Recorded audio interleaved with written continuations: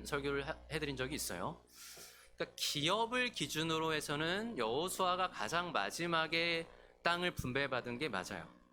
그런데 오늘 레위 지파들이 받고 있는 것은 기업으로서의 땅이 아닙니다.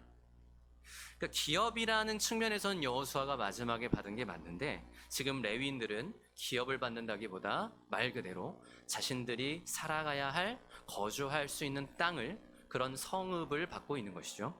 이게 무슨 말이냐면, 하나님께서는 레위인들에게는 따로 기업을 주지 않으셨어요. 그러니까 모든 다른 지파들에게는 나눠주셨던 그 기업으로서의 땅이 레위인들에게는 주어지지 않았다는 거예요. 이 내용이 이미 민수기나 신명기와 같은 모세오경에는 자주 등장하는데요. 예를 들어 신명기 18장 1, 2절을 보면 제가 읽어드리겠습니다.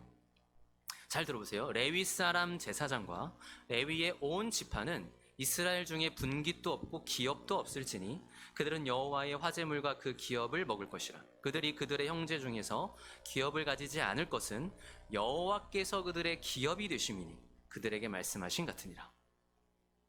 아시다시피 레위인들이 이스라엘 전체 가운데 맡고 있는 역할이 뭐였어요? 제사장, 그리고 성막을 섬기는 일을 맡고 있었어요. 성막을 섬기는 일은 특별히 게르손, 고핫, 무라리 자손들이 각각의 역할을 분담해서 성막을 섬겼죠. 이후에는 성전을 섬기고요. 근데 이런 레위인들에게 하나님께서는 너희는 이스라엘 모든 지파들 가운데 분깃도 없고 기업도 없을 것이다 라고 얘기하셨는데, 그 이유가 뭐라고 하세요? 여호와가 너희의 기업이다. 즉 내가 너희의 기업이 되기 때문이라고 하는 거예요. 그리고 이러한 레위 지파를 향한 하나님의 말씀은 여호수아에서도 여전히 동일하게 등장합니다. 우리가 여기를 한번 같이 찾아서 읽어볼까요? 여호수아서 13장입니다. 우리 펴고 있는 곳에서 조금만 앞으로 넘어가셔서 여호수아 13장을 보시면 두 번이나 레위에 대한 이야기가 나와요. 13장에. 우리 먼저 14절을 한번 같이 읽어볼까요? 여호수아 13장 14절입니다. 여호수아 13장 14절 함께 읽겠습니다. 오직 레위 지파에게는 여호수아가 기업으로 준 것이 없었으니 이는 그에게 말씀하신 것과 같이 이스라엘의 하나님 여호와께 드리는 화제물이 그들의 기업이 되었음이더라. 아멘. 그런가 하면 33절도 또다시 미묘하게 조금 다른 얘기가 등장합니다. 우리 33절 같은 장에 33절도 읽어보겠습니다. 시작. 오직 레위 지파에게는 모세가 기업을 주지 아니하였으니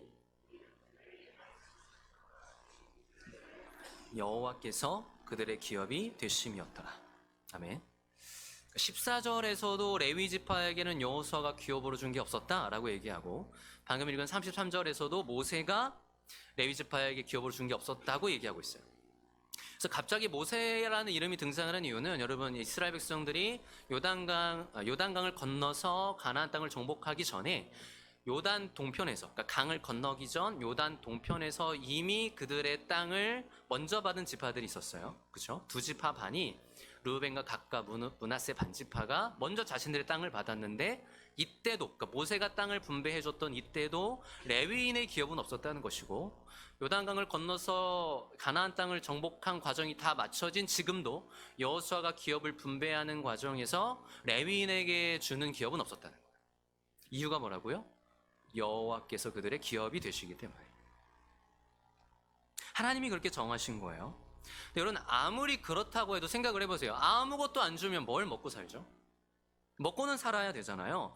다른 모든 지파들은 땅을 받았어요. 여러분, 땅을 받았다는 건 거주할 수 있는 성읍들을 포함해서 농경지를 받았다는 거예요.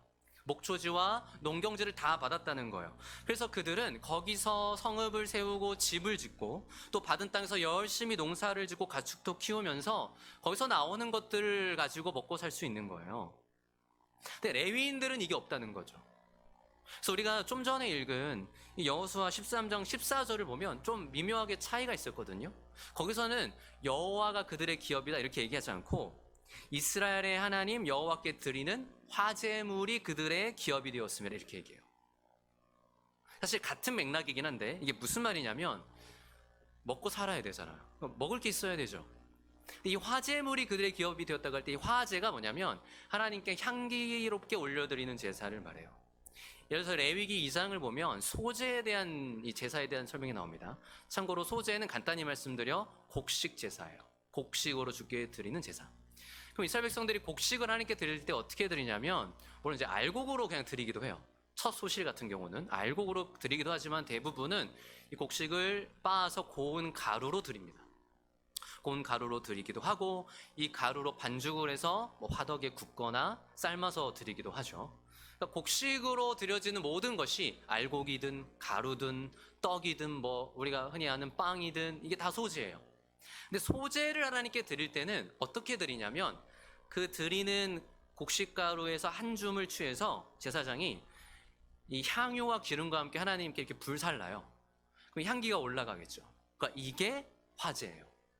근데 이 화제를 제한 나머지 소제는 제사장에게 돌리라고 하세요. 그러니까 이게 그들의 식량인 거죠. 이제 먹을 것에 대해서 하나님은 그들에게 이렇게 주어지게 하셨어요. 그럼 먹을 것은 뭐 그렇다고 쳐요. 그럼 이제 살 곳이 필요하죠. 땅이 있어야 되잖아요. 집이 있어야 되잖아요. 레위인들도 다 여러분 가족이 있었어요. 가축이 있어요. 다 애굽에서 가지고 나올 때 지파별로 다 가축도 끌고 나왔거든요. 그래서 이들이 그곳 거주할 수 있는 땅이 필요한데, 그래서 민수기 35장을 보면 하나님께서 그들에게 성읍과 그에 딸린 작은 목초지를 주라고 이미 말씀하셨었어요. 그리고 하나님이 그렇게 말씀하신 성읍과 목초지를 지금 레위인들이 나와서 달라고 하는 장면이 오늘 우리가 읽은 본문인 거예요. 그러니까 여호수아서 21장에서 여러분 한번 다시 보시겠습니까? 돌아와서 여호수아 21장 1절을 보시면 이게 어떤 내용이냐면, 레위인들의 족장들이 나옵니다. 그래서 제사장 엘르아살과 여호수아와 이스라엘 모든 지파 족장들 앞에 나와서 자신들의 이제 거주할 성읍을 요구하는 거예요. 2절을 보시면, 2절은 굳이 다시 한번 이 일이 어디서 일어나고 있는지를 우리에게 말하는데, 하나님의 성막이 있는 실로에서 지금 이 일이 일어나고 있어요. 왜 굳이 이 이야기를 하느냐면, 레위의 족장들이 이거를 말하는 이 근거가 하나님의 말씀이었기 때문이에요. 그 하나님의 임재를 상징하는 회막 앞에서 그들은 하나님의 약속과 말씀을 근거로 이스라엘 백성들에게 요구하고 있는 거예요. 우리의 거주할 성읍과 목초지, 그 모세에게 명령하셨던 그것을 우리에게 달라는 것이죠. 여러분 레위인들의 마음이 어땠을까요? 제가 이렇게 여호수아서를 연구하면서 상상을 많이 해요. 여러분 그 성경 읽을 때는 건강한 상상력이 많이 필요합니다. 땅을 분배받는 과정은 하루아침에 이루어진 건 아니었어요. 여러분 기억하시는지 모르겠지만 제가 몇 주 전에 설교할 때 땅을 분배받고 정복하기를 지체한 지파들이 있었다고 했죠. 그래서 여호수아가 그들을 책망하는 장면이 있었잖아요. 어느 때까지 지체하겠느냐고. 그러니까 사실 이것은 꽤 시간이 걸리는 작업이었다는 거예요. 그들이 땅을 정복한 후에도 땅을 완전히 분배받고 그곳에 정착하기까지는. 그럼 레위 자손들은 어떻게 했어야 돼요? 그거 다 기다렸어야 돼요. 그러니까 다른 지파들이 다 자신의 몫을 받고 있는 걸 보고 기다려야 돼요. 근데 자기들 건 없어요, 심지어. 그러니까 우리 거는 아무리 기다려도 우리에게 떨어지는 땅과 기업은 없다는 거죠. 물론 하나님께서 내가 너희 기업이다 이렇게 말씀하셨지만, 그 순간에는 그들에게 이게 얼마나 과연 와닿았을 거야. 그들이 땅을 못 받고 있는 그 순간에 이 하나님의 말씀이 정말 기뻤을까요? 어떠세요?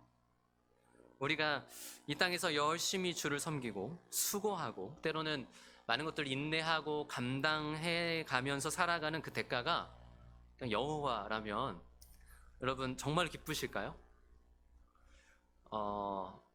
우리는 이제 이렇게 생각하기가 쉽죠. 아니 좋은데요.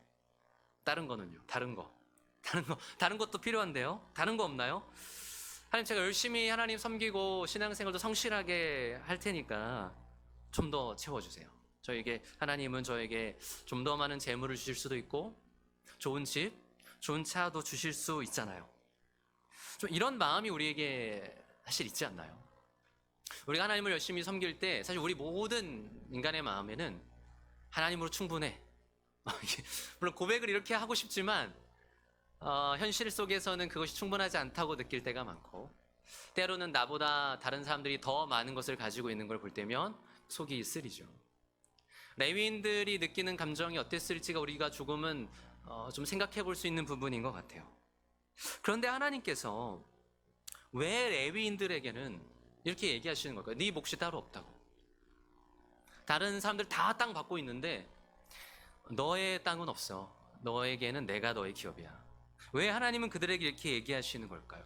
왜 레위인이라는 이 한 사람들은, 이 지파들은 따로 떼어두셔서 다른 이스라엘 지파들과는 다르게 살아가게 하신 걸까요? 사실 이것을 이해하는 것은 우리가 왜 레위 지파가 더 이상 이스라엘 12지파에 들어가지 않는지를 생각할 수 있는 중요한 내용이에요.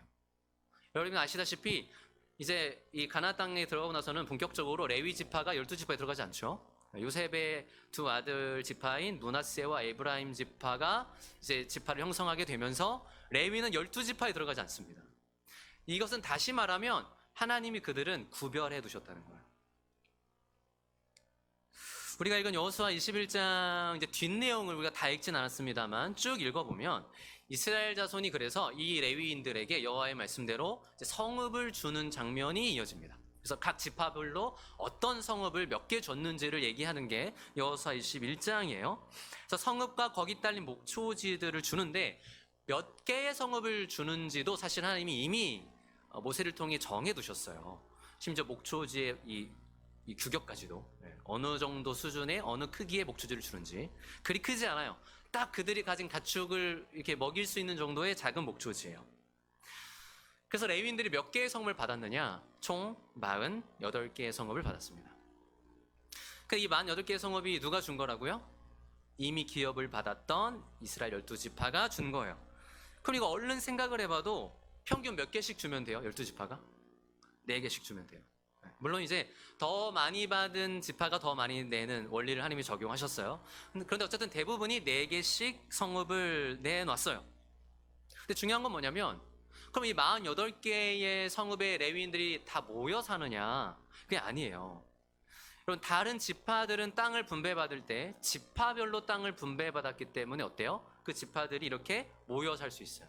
여러분이 그런 지도를 분명 보신 경험이 있으실 텐데 가나안 12지파 뭐 하면은 지도에 여기는 뭐 유다, 그 위에 뭐 베냐민, 단, 에브라임, 므낫세 이렇게 지파별로 땅이 구역이 정해져 있잖아요.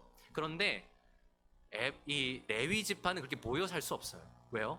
각 지파별로 4개 정도씩의 성읍을 줬기 때문에 모든 12지파의 그 땅에 다 흩어져 살아야 돼요. 4성읍씩. 게다가 여러분 이들이 받은 48개의 성읍과 그에 딸린 작은 목초지를 어떤 학자가 계산해 봤대요. 이게 어느 정도 면적인지. 이 가나안 땅 전체에서 이스라엘이 받은. 그랬더니 이게 몇 프로냐면 0.3%가 안 된대요. 생각해 보세요. 12지파. 레위까지 합하면 13지파라고 치고 그럼 전체에서 평균 한 지파당 몇 프로 정도 받아야 평등하죠? 얼른 계산해봐도 13지파니까 한 7, 7, 8%. 그렇죠? 최소한 7%는 받아야 좀 비슷하게 받은 거죠. 그런데 레위 지파가 받은 게 1%도 아니고 0.3%도 안 되는 거예요.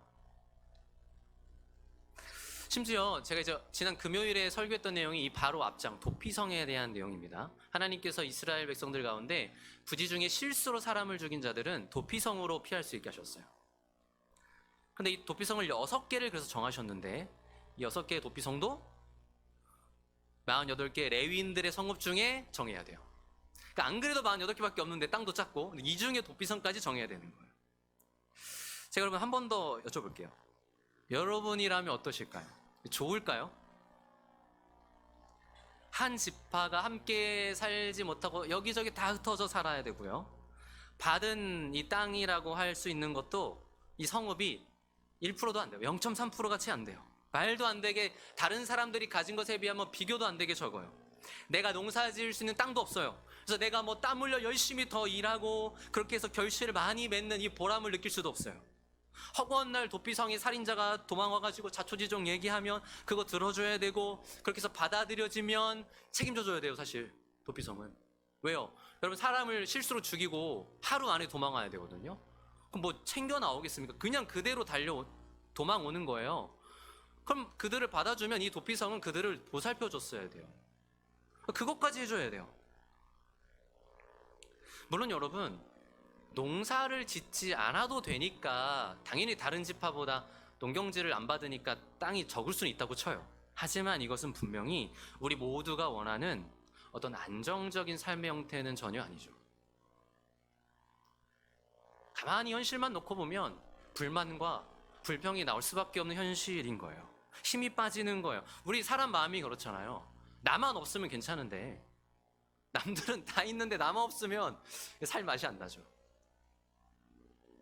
레위인들이 좀 그런 마음이 들지 않았을까요? 물론 여러분, 레위인들 가운데서도 자신들이 맡은 역할에 대해서, 즉 제사를 드리고 제사장으로서 또 성막을 섬기는 자들로 성막의 일을 하는 이 일을 정말 영광스럽게 여기고 감사함으로 감당하는 자들도 분명히 있었겠지만, 분명 그들 중에 어떤 이들은 정말 그것을 불만스럽게 생각하고 불평하면서 참지 못하고 좀 그 자리에서 이탈하거나 불순종하는 이들도 있었을 것입니다. 실제 우리가 여호수아서에서 이어지는 사사기를 보면 어떤 이야기들이 뒤에 등장하죠? 자신이 거주할 곳을 찾지 못해서 떠돌아다니는 레위인에 대한 얘기가 나와요. 근데 여러분, 이런 레위인의 모습이 기록된 걸 보면 이게 과연 레위인이 잘못해서 그런 걸까요? 이게 정말 그 레위인이 문제였을까요? 그럼 잘 생각해 보세요. 레위인이 지금 왜 살 곳을 찾아 떠돌아다닙니까? 그들이 분명히 지금 보니까 48개의 성읍을 받았잖아요. 그럼 살 곳이 있는 거잖아요. 근데 왜 사사기에 보면 살 곳을 찾아 이렇게 길을 떠나는 장면이 나오는 거죠? 잘 생각해 보세요. 아까 말씀드린 대로 이들이 받은 성읍은 그냥 거주할 수 있는 최소한의 땅이지 경작할 수 있는 땅이 아니에요. 그러니까 그 땅을 경작해서 그들이 먹고 살 수 있는, 생계를 유지할 수 있는 땅이 아니었다고요. 다시 말해서 그들이 먹고 살기 위해서 뭐가 필요했어요?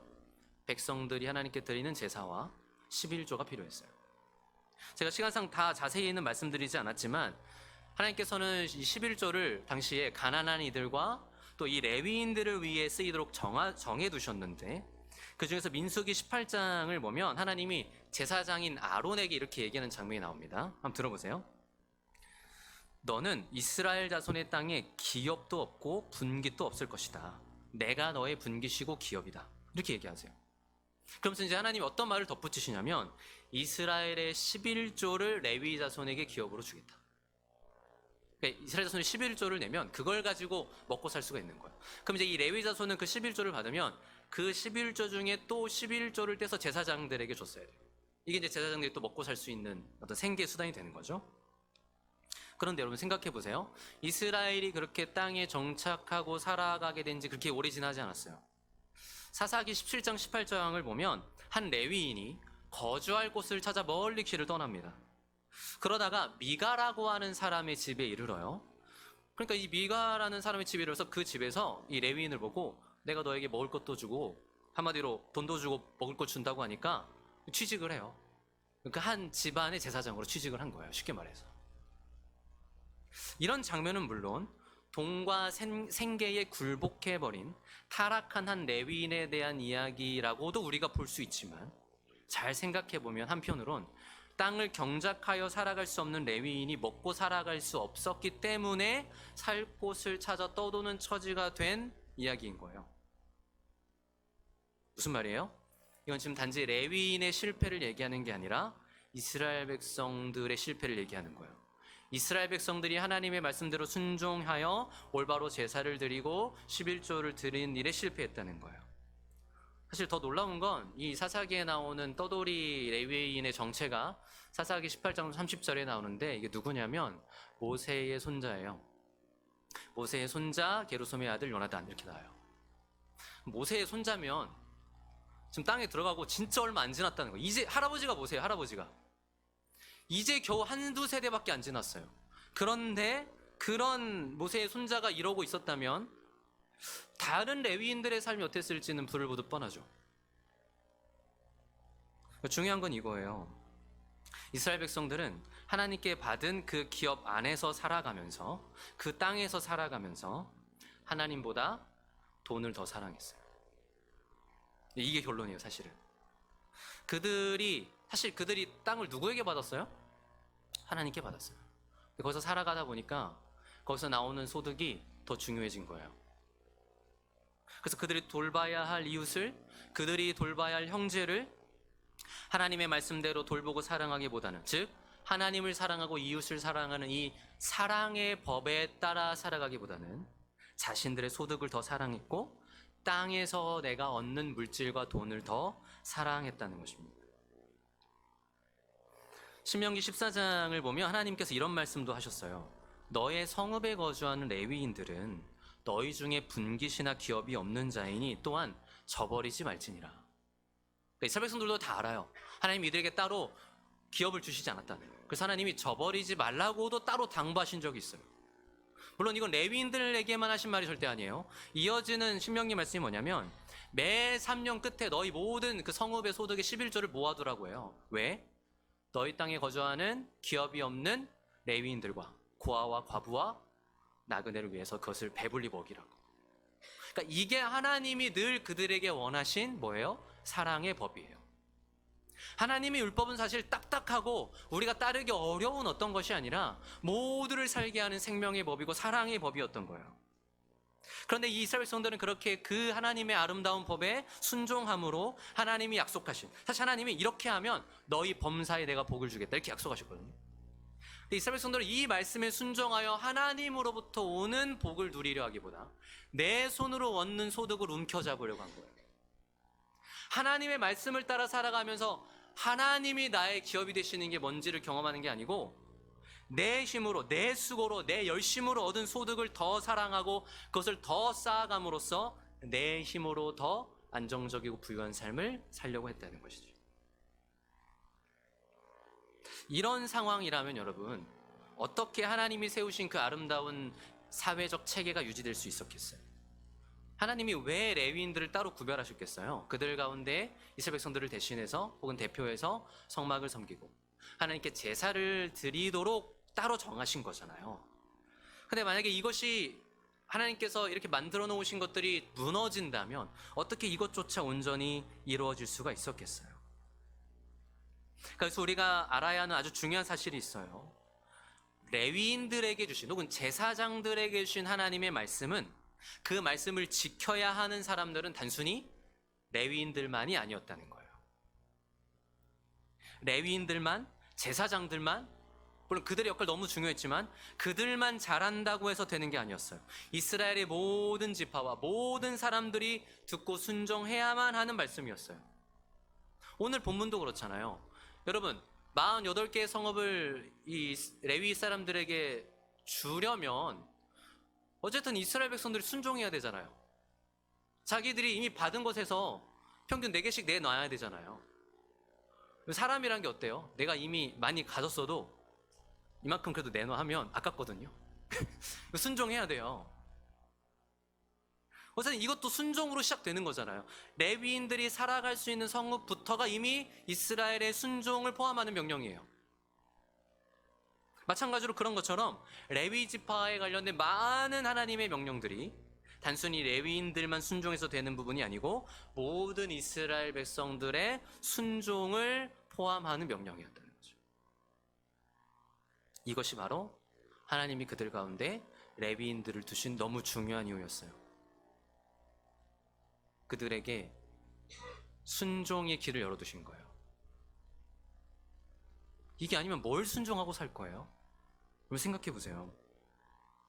그들에게 레위인 두신 건 하나님이 그 레위인들을 통해 하나님께 순종할 수 있는 길을 열어두신 하나의 장치였다는 거예요. 레위인의 실패가 뭐라고요? 사실은 이스라엘 백성들의 실패를 반영하는 거였다고요. 반대로 레위인들의 성공은요? 여기서 말씀드린 성공은 레위인들이 정말 자기 역할을 잘 감당할 수 있었다면, 그 체계가 잘 유지되고 있었다면 이것은 이스라엘 백성들이 하나님이 명하신 것들을 잘 순종하고 있었다는 증거잖아요. 즉 레위인들은 이스라엘 백성 전체를 반영하는 하나의 거울이었던 거예요. 여러분, 레위인들이 받은 성읍이 어디 있었다고요? 이스라엘 전체에 흩어져 있었다고요. 48개가. 한편으로 이것은 그들이 다 같이 모여 살 수 없다는 의미이기도 하지만 더 중요한 의미가 있어요. 하나님은 분명히 의도적으로 흩어져 살게 하신 거예요. 왜요?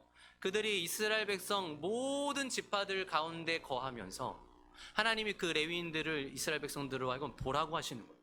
너희들 중에 거하는 저 레위인을 봐. 너희들 중에 거하는 저 너희 형제를 봐.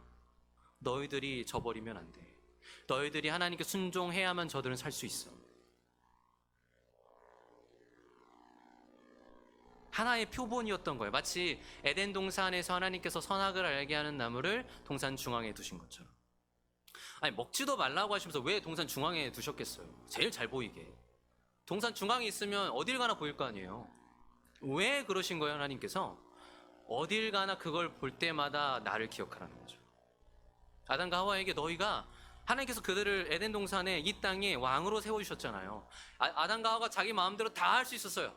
마음껏 원하는 과실 다 따먹고 동물들도 자기들의 이름 지어주고 이 땅을 다스리고 경작하면서 살 수 있게 하셨어요. 자기가 왕이에요. 그런데 하나님께서 그 에덴 동산의 선악과 나무를 볼 때마다 뭘 떠올리라는 거예요? 네가 왕인 것 같지만 진짜 왕이 있어. 네가 이 땅에서 살아간 여기가 전부인 것 같지만 이 땅을 지으신 창조주가 있어. 이걸 계속 기억하게 하시는 거예요.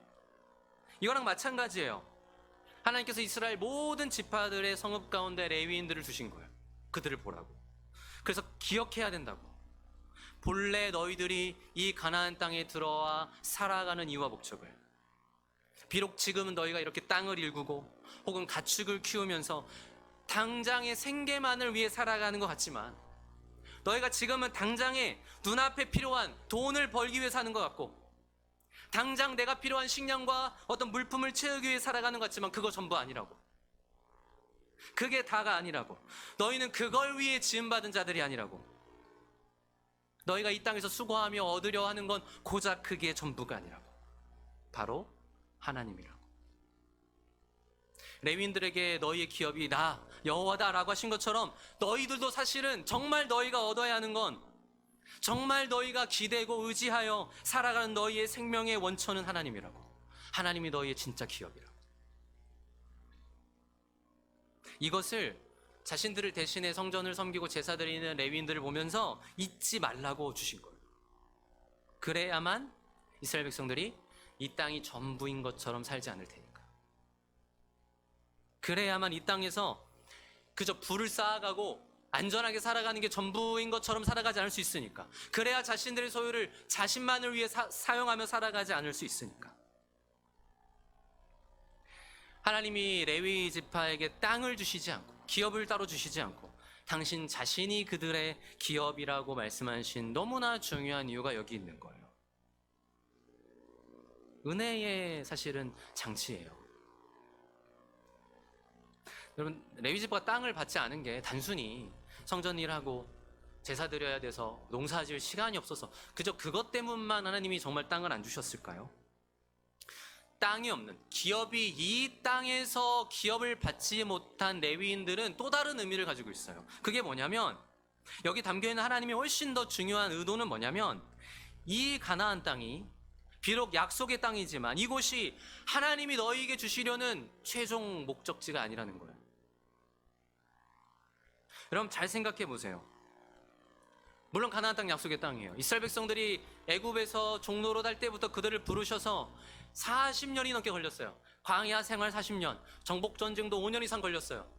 많은 시간이 걸려서 땅을 드디어 정복하고 분배받아 내 땅이 생겼어요. 하나님이 약속하셨던 것처럼 정말 꿈 같은 일들이 벌어졌어요. 진짜 내가 가나안 땅을 갖게 됐어. 내 땅이 생겼어. 우리 가문에 이 기업이 생겼어. 그러면 끝난 건가요? 정말 가나안 땅이, 하나님이 약속하신 가나안 땅이 그들의 최종적인 목적지고 목표였다면 이제 끝난 거잖아요. 이루어졌는데요. 그럼 이제부터는 뭐 하면 돼요? 그냥 거기서 잘 먹고 잘 살면 돼요. 뭘 더 바라겠어요? 다 이루어졌는데. 만약 그들이 그럼에도 불구하고 하나님을 여전히 찾아야 할 이유가 있다면 뭐겠어요? 하나님, 농사 잘 되게 해주세요. 하나님, 기후가 좋게 해주세요. 하나님, 외세의 침략에서 우리를 지켜주세요. 뭐 요거겠죠. 그냥 좀 더 자신들을 잘 살게 해주시는 분 그 이상이 될 수 없죠. 하나님이 뭐 그들의 전부가 되어주신다든지, 하나님이 온 땅의 왕이시라든지, 그게 무슨 의미가 있습니까? 다 이뤘는데, 내가 원한 거 다 얻었는데. 하나님의 정의를 따라 살아가고 공의를 마르지 않는 강같이 흐르기를 소망하고 하나님의 사랑의 법을 따라 살아가는 거 관심 없죠. 내가 받은 땅에서 내가 잘 먹고 잘 사는 거. 그게 최고의 행복이죠. 그게 끝이었다면. 그런데 하나님은 땅을 거기서 얻지 못한 레위인들을 통해 계속 얘기하시는 거예요. 그럼 저들은 땅이 어디 있느냐? 그럼 저 레위인들의 기업은 도대체 어디 있느냐? 이게 다가 아니라는 거죠. 너희들이 지금 여기가 끝인 것 같지? 그게 아니야. 너희들이 장차 얻게 될 이것과는 비교할 수 없는 영원한 기업이 있어.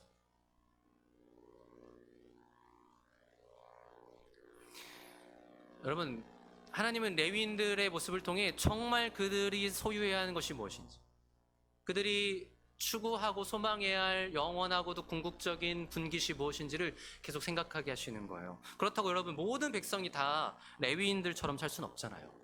현실적으로 다 제사장이겠어요? 종종 그런 말 여러분 듣잖아요. 뭐 굳이 목회자 뭐 다 하지 말라고, 그럴 필요 없다고. 되도록 하지 마세요. 이게 다 그럴 필요 없잖아요. 현실적으로 누군가는 땀 흘려 일을 하고 소득을 버는 거, 이게 너무나 당연하고 필요한 거잖아요. 하지만 그렇다고 해서 정말로 우리가 이 세상을 이렇게 살아가면서 이 세상이 전부인 것처럼, 우리가 정말 원하는 것이 이 땅이 우리에게 주는 소득과 물질이 전부인 것처럼 그렇게 살아가지 않기를 원하시는 거예요. 그것을 우리가 정말 알아야만, 그것을 기억해야만 우리가 어떻게 살아야 하는지, 어떤 태도와 어떤 방식으로 사는지를 우리가 비로소 정말 알고 순종할 수 있는 거예요. 이 땅이 전부라면 그것들을 뭐하러 생각하겠어요? 하나님은 계속 이스라엘 백성들에게 말씀하시는 거예요. 너희가 이 땅을 기업으로 얻었다고 해서, 그래서 이 땅의 소유를 얻고 심지어 때로는 부유함을 축적할 수 있게 됐다고 해도 그것이 너희 최고의 목표고 행복이라고 절대 생각하지 마라. 그럼 하나님은 계속 레위 지파를 통해 그 얘기하시는 거예요. 너희의 최고의 기업은 나다. 너희들이 정말 얻어야 하는 것, 너희들이 이 땅에서 수고함으로, 너희들이 하나님의 말씀에 순종함으로 궁극적으로 정말 얻을 수 있는 영원한 기업은 바로 나다. 이게 레위 지파에게 땅을 따로 기업으로 주시지 않으신 하나님의 의도인 것입니다. 이 말씀이 여러분 오늘을 사는 우리에게 어떤 의미를 던져주나요? 레위 지파를 통해 하나님께서 보이신 뜻은 동일하지 않을까요? 우리가 그냥 먹고 살기 위해 이 땅에 살아가는 건 아니라는 거예요. 현실적으로는 어쩔 수 없어요. 이스라엘 12지파가 다 그랬어요. 레위 지파를 뺀, 그래서 제가 아까 따로 구별됐다고 했잖아요. 레위 지파를 뺀 이스라엘 모든 12지파는 당연히 수고해야 했고 땀 흘려야 했고 땅을 일궈야 했어요. 그래야만 먹을 수 있는 걸 얻을 수 있었어요. 우리들도 그렇잖아요. 일해야 돼요. 뭐 매일 교회 와서 예배만 드릴 수 없어요. 아무리 그러고 싶어도. 일하고 수고하고 땀 흘려야 돼요. 그래야만 먹고 살 수 있는 게 사실이고 현실이에요. 근데 그렇게 살다 보면 우리는 다 어떻게 되기가 쉬워요? 그게 전부인 것처럼 살게 돼요. 그것만 보고 사는 거예요. 내가 수고하는 것에서 더 얻고 싶고 더 많이 벌고 싶고, 그래서 안 부럽지 않게 살고 싶고, 이게 우리 당연한 흐름이에요. 그래서 하나님을 소유하도록 사실은 지음받았는데 이것을 자꾸 잊고, 이걸 자꾸 잊어버리고 하나님이 아닌 다른 걸 더 얻으려고 오히려 하나님을 저버릴 때가 많은 거죠. 하나님의 공의와 사랑의 법을 따라 살도록 부름받았는데 어느새 열심히 나름 살다 보니까 다른 이들은 어떻게 되든 그냥 내가 좀 잘 살았으면 좋겠고 나를 중심으로 살고 있는 거예요. 이스라엘 백성들도 똑같았어요. 우리가 많이 느끼잖아요. 성경 볼 때마다 이스라엘 백성들이 어떻게 살았는지. 근데 그게 우리 모습이잖아요. 우리가 이스라엘 백성들을 보면서 저 믿음 없는 인간들 이렇게 할 수 있나요? 아니 그들 하나님 땅을 주셨는데 왜 저래? 왜 하나님께 다 드려야지 열심히. 우리 그럴 수 있나요? 우리도 하나님께 주신 생명 가지고 살다 보면 하나님 믿고 살아가는데,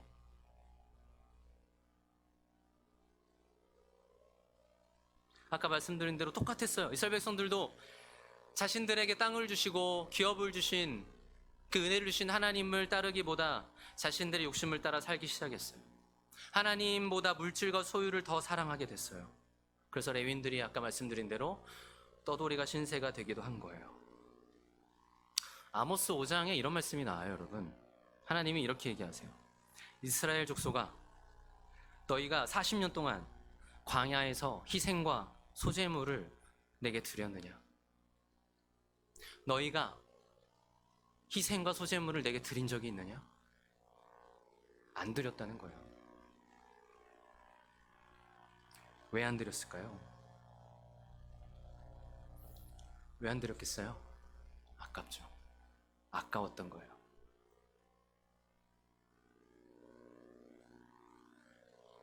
진짜 기업인 하나님보다 내 눈앞에 있는 내 소유, 이게 더 중요했던 거예요. 너무 중요했던 거예요. 이걸 움켜쥔 손을 펴지를 못하는 거예요.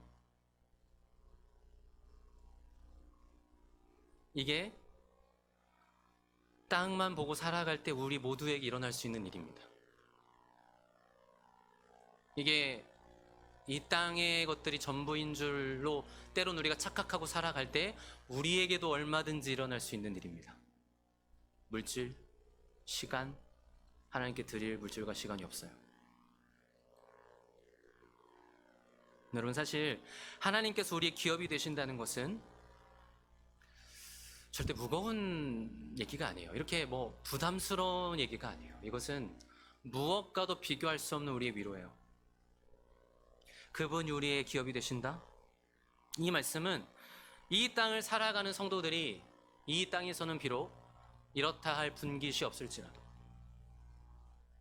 신실한 주의 성도들이 때로는 이 땅에서 내 것이라 내세울 만한 어떤 소유가 없다고 해도 우리 모두는 하나님 나라의 그 영원한 분깃을 받은 자라는 거예요.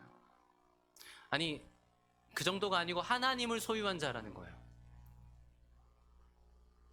한번 생각해 보세요. 영원하고 흔들리지 않는 나라를 우리가 받았어요. 그곳이야말로 우리의 최종적이고 궁극적인 약속의 땅이에요. 그곳에 하나님이 우리에게 주시겠다고 약속하신 기업이 있다고요. 이 땅의 것과 비교가 됩니까? 엄청난 일이잖아요. 근데 우리는 사실은 당장은 어때요? 그게 실감이 나지 않아요. 내 눈에 보이지 않아요. 그리고 지금은 그냥 그게 무슨 의미가 있나? 지금 내가 살기 힘들고 나에게 돈이 없는데, 그렇기 때문에 그 영원한 나라의 기업이라는 것이 나에게 별게 아닌 것처럼 느껴질 수 있습니다. 하지만 여러분, 잘 생각해 보세요. 이거는 무엇과도 비교할 수 없는 거예요. 잠시 있다가 사라질 뿐인 이 땅이 어떤 것과도 비교할 수 없어요. 우리가 어려서 많이 부르던 찬양, 돈으로도 못 가요 하나님 나라. 그 말이 딱 맞죠. 아무리 많은 재물을 가지고 온다 해도 값을 주고 영원한 나라 살 수 없어요. 값을 주고 하나님이 약속하신 그 기업을 살 수 없는 거예요. 근데 그 영원한 기업을, 분깃을 우리에게 주겠다고 하나님은 백성들에게, 자녀들에게 약속하시는 거예요. 우리들에게. 그게 너희 것이라고. 그럼 죽어야 받겠네요. 이렇게 생각하실 수도 있는데 그렇지 않아요. 여호와가 나의 기업이라는 이 믿음의 고백은 그 하나님께서 우리의 모든 필요를 이미 아시기에 우리를 정말 사랑하는 자녀와 같이 돌보신다는 모든 의미를 담고 있어요. 로마서에서 뭐라고 얘기해요? 당신의 아들을 아끼지 아니하시고 우리 모든 사람을 위하여 내주시니가 어찌 그 아들과 함께 모든 것을 우리에게 주시지 아니하겠느냐. 모든 것을 주기를 기뻐하세요. 때에 따라, 우리 형편에 따라, 우리 모든 상황을 아시는 주님은 우리에게 선하신 것들을 주시고자 많이 예비해 두시는 분이세요.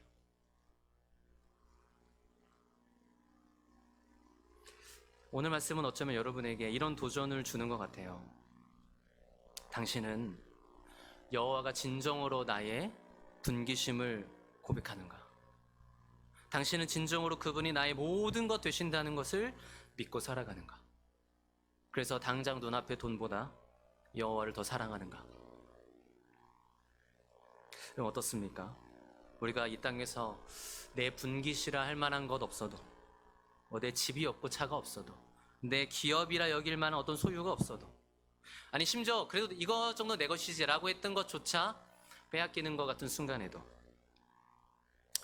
우리는 여호와가 내 기업이시고 그분만은 내게서 빼앗을 수 없다고 말할 수 있습니까? 사실 오늘 본문이 두 개입니다. 또 하나의 본문이 시편이 있는데, 그럼 이제 반절 끝났나? 그렇지 않습니다. 우리 여기를 잠깐 살펴보시고 말씀을 마무리하겠습니다. 시편 16편입니다. 우리 시편 16편 5절을 이렇게 찾아보시겠습니다.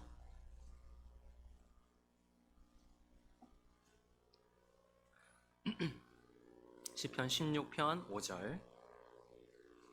우리 한 목소리로 우리의 고백으로 큰 목소리로 읽겠습니다. 시편 16편 5절입니다. 여호와는 나의 산업과 나의 잔의 소득이시니 나의 분깃을 지키시나이다. 아멘. 여호와는 나의 산업이고 나의 잔의 소득이세요. 근데 시인은 이 고백을 하면서 또 이렇게도 얘기해요. 그분이 나의 분깃을 지키신다. 그분이 친히 나의 기업이 되시는데 또 그것을 당신이 지키세요. 잃어버리지 않도록. 우리에게서 무엇도 하나님을 빼앗아갈 수 없도록. 그래서 누구도 우리 안에 있는 하나님을 빼앗을 수 없어요. 더 정확하게는 하나님에게서 그 권능의 오른손에서 우리를 빼앗을 자가 없어요. 그래서 로마서 8장에서도 우리를 주 그리스도 예수 안에 있는 하나님의 사랑에서 끊을 수 없다고 말하죠. 무엇도 우리를 그 사랑에서 끊을 수 없습니다. 여러분, 기업이라는 것, 성경이 번역을 우리말로 기업이라고 해서 어렸을 때 좀 헷갈렸어요. 이게 중소기업인지 대기업인지. 근데 쉽게 말해서 이 기업은 쉽게 말해서 소유예요. 소유. 다른 말로는 유산, 상속이라는 의미도 있어요. 그래서 성경은 우리를 뭐라고 부릅니까? 단순히 자녀라고만 하지 않고 상속자라고요. 그 기업을 받은 자, 그 유산을 받는 자, 상속자. 로마서 8장 17, 18절은 그래서 사도가 바울 사도가 그 상속자가 어떤 의미인지를 알기에 감탄하듯이 이렇게 얘기합니다. 제가 읽어드릴게요. 자녀이면 또한 상속자, 곧 하나님의 상속자요. 그리스도와 함께한 상속자니 우리가 그와 함께 영광을 받기 위하여 고난도 함께 받아야 할 것이니라. 생각하건대 현재의 고난은 장차 우리에게 나타날 영광과 비교할 수 없도다. 감탄이죠. 비교할 수 없다. 물론 고난이 없다고 하지 않아요. 우리가 이 땅을 살아가면서는 여전히 고난이 있을 거예요. 아무리 하나님의 상속자라고 해도. 때로는 가난이, 곰핍이, 환난이, 질병이 우리를 찾아올 수 있어요. 하지만 이걸 기억하라는 거예요. 너희가 하나님의 상속자 되었다는 것을. 그것과 무엇도 비교할 수 없다는 것을. 상상해 보세요. 내가 억만장자의 상속자면 어떨까요? 우리 아버지가 한 100억 있어요.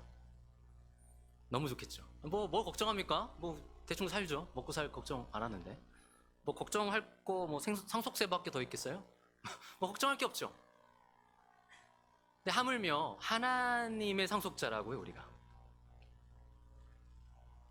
그분이 우리를 위해 예비하신 모든 것, 정말 우리를 사랑하셔서 우리에게 주시고자 하시는 모든 선하고 복된 것들을 우리가 받게 돼 있다고요.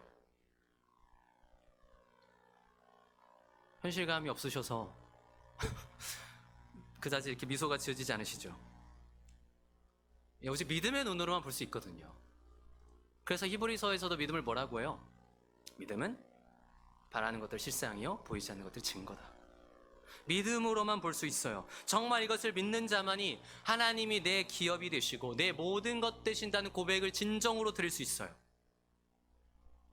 비록 지금은 내가 땀 흘려 일해야 되지만, 비록 지금은 마치 이게 전부인 것처럼 살아갈 때도 있지만, 잊지 말아야 하는 거예요. 이게 다가 아니라는 걸. 내가 왜 지음받았고 왜 부름받았고 이 모든 것들을 통해 하나님이 우리를 어디로 데려가시는지를 기억하라는 거예요. 사랑하는 우리 예수평화교회 성도 여러분, 우리는 이처럼 완성된 하나님의 나라를 아직 사는 게 아니라 이 땅과 하나님 나라 사이를 걸어가다 보니까 때로는 재물과 하나님 사이에서 갈등하기도 해요. 너무 당연해요. 이게 우리 연약함이에요. 때로는 여호와 하나님이 내 기업이 되어주시는 것보다 당장 내가 좀 더 뭐가 많았으면 좋겠어요. 뭐 최소한 그냥 뭐 월세 걱정이라도 안 했으면 좋겠어요. 뭐 기름값 걱정이라도 안 했으면 좋겠어요. 이게 우리의 마음이에요. 좀 많은 것들도 누려보고 싶고 하고 싶은 거 하면서 살고 싶고 그렇게 사는 사람 보면 부럽기도 해요. 근데 여러분 믿음으로 우리가 이걸 기억했으면 좋겠어요. 내가 하나님의 상속자고 내가 받을 분깃은 이 땅의 무엇과도 비교할 수 없다는 거.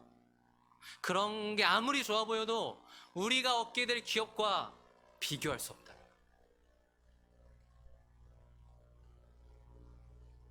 행여나 오늘 이 설교가 여러분에게 11조 잘하라는 건가? 이렇게 들리지 않기 바랍니다. 왜냐하면 이제 더 이상 신약의 성도들은 뭐 목회자만 레위인이고 제사장이 아니에요. 베드로 사도가 우리들에게 뭐라고 합니까? 너희는 택한 족속이요 왕 같은 제사장이라고요. 우리 모두가 택한 족속이에요. 우리 모두가 따로 하나님이 택하여 구별하신 레위인이고 제사장이에요. 그래서 하나님은 우리를 교회에만 뭉쳐있는 게 아니고 이 땅 여러 곳에 흩어져서 살아가게 하세요. 그래서 우리는 우리가 살아가는 그 자리에서 어떻게 살아가야 하는지, 어떻게 우리가 하나님의 상속자로서 하나님을 기업으로 소유한 자들로서 어떻게 살아가야 하는지를 이제 고민하게 하시는 거예요. 다르게 살아가도록 부르셨어요. 다른 이들이 우리를 보면서 도대체 저 사람이 가진 게 무엇인지 궁금하게 만들도록 하나님 부르셨어요. 여러분이 하나님의 상속자 되셨음을 진심으로 축하드립니다. 이런 축하 처음 받아보시죠? 축하드립니다.